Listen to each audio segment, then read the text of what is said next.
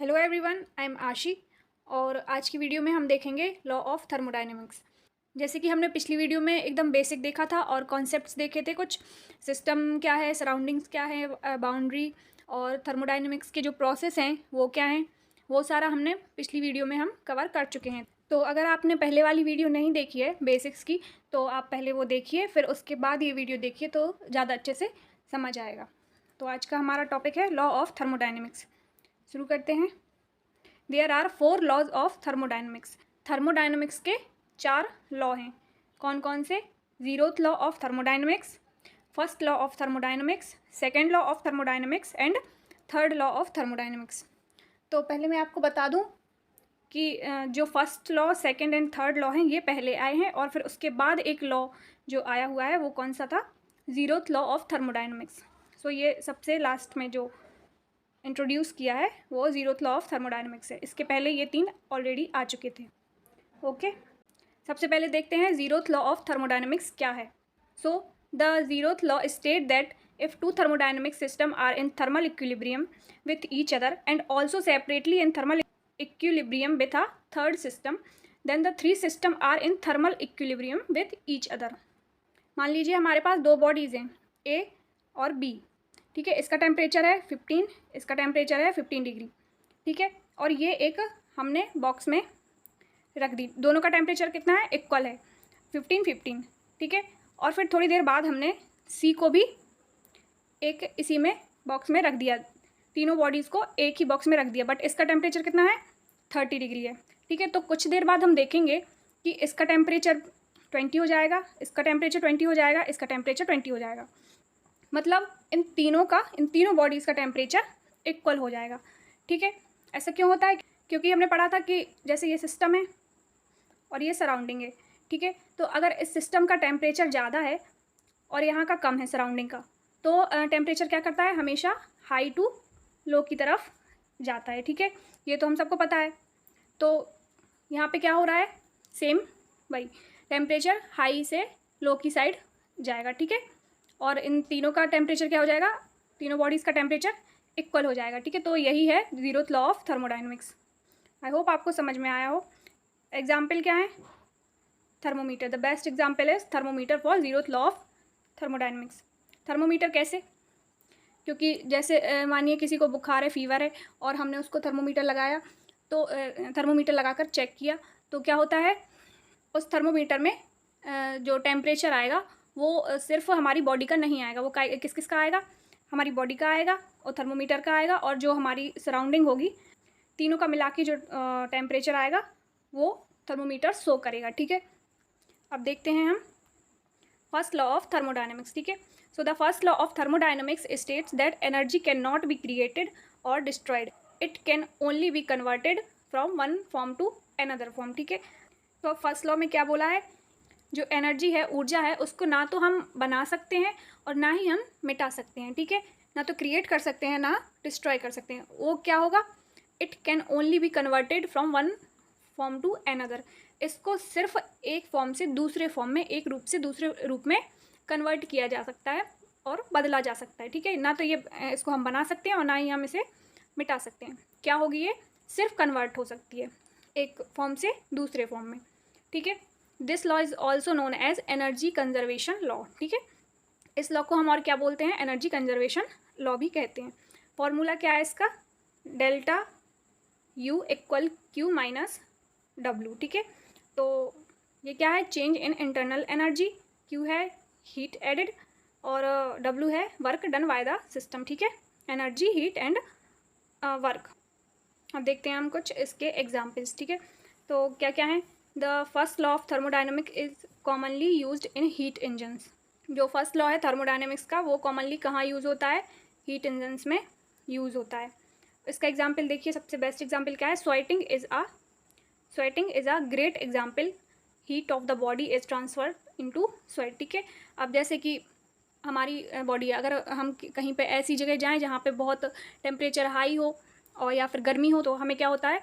पसीना निकलने लगता है, ठीक है। हमारी बॉडी जैसे ही हीट अप होगी तो जो पसीना है वो अपने आप निकलने लगेगा। तो ये क्या हो रहा है?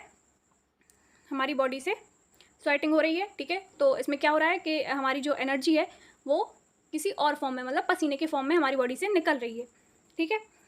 एक और एग्जांपल देखिए, जब भी हम पानी गर्म करते हैं तो उसमें हम क्या लगाते हैं, हीटर लगाते हैं, ठीक है।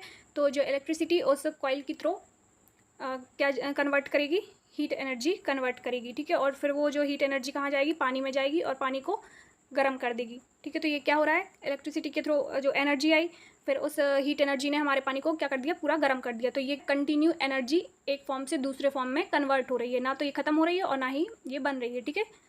अब देखते हैं हम सेकेंड लॉ ऑफ थर्मोडाइनमिक्स। तो इसमें दो स्टेटमेंट्स आते हैं, किसके किसके, एक केल्विन प्लैंक का स्टेटमेंट और दूसरा किसका आता है, Clausius statement. The Kelvin Planck statement also known as the heat engine, ठीक है। It states that it is impossible to design a device that works on a cycle and produces no other effect other than heat transfer from a single body for the production of work. तो kelvin Planck के इस statement में उन्होंने क्या बोला है कि एक ऐसा डिवाइस बनाना इम्पॉसिबल है जो कि 100% एफिशिएंसी के साथ काम करे, ठीक है। मतलब जैसे कि 100% थर्मल एफिशिएंसी के साथ हीट इंजन को बनाना इम्पॉसिबल है, ठीक है। इसका सबसे बेस्ट एग्जांपल अगर हम देखें तो जो कोल होता है, कोयला, उसको जब हम जलाएंगे तो उसमें क्या होगा, हीट होगी, ठीक है। जब वो जलेगा तो ऐसा तो होगा नहीं कि वो पूरा जल जाए एकदम 100%, मतलब वो पूरा ख़त्म हो जाए। उसमें कुछ बचेगी, क्या बचेगा, उससे कुछ धुआं निकलेगा, ठीक है। कुछ उसमें हीट प्रोड्यूस होगी और बाकी उसमें राख बच जाएगी और थोड़े थोड़े पार्टिकल्स रह जाएंगे, ठीक है। सो आजकल कई कंपनियां ट्राई करती हैं 100% एफिशिएंसी के engine banana, but it is not possible, okay. ये कौन कह चुके हैं ऑलरेडी, केल्विन प्लैंक ने बता दिया है। अब देखते हैं हम Clausius statement. So the Clausius statement was expressed as heat can never pass from a colder to a warmer body without some other changes connected there with occurring at the same time, ठीक है। जैसा कि हमें पता है कि temperature हमेशा high से लो की तरफ जाता है, ठीक है। प्रेशर भी हमेशा हाई से लो की तरफ जाता है, बट इन्होंने क्या बोला है, heat can never pass from a colder to a warmer body without some other change. Heat ठंडी बॉडी से गर्म बॉडी की तरफ कभी नहीं जाएगी अगर उसमें हम कुछ और चेंज ना करें, तो वो नेचुरली कभी ठंडे से गर्म की तरफ नहीं जा सकती, ठीक है। जैसे कि इसमें आप देख रहे हैं, ये क्या है, 70 डिग्री एक कप है, इसका टेम्परेचर कितना है, 70 डिग्री सेल्सियस, ठीक है। और यहाँ पे कूल एनवायरनमेंट है, ठीक है। इस यहाँ का टेम्परेचर कितना है, 20 डिग्री सेल्सियस। तो हमेशा क्या होगा, टेम्परेचर हाई से लो की तरफ जाएगा, ठीक है।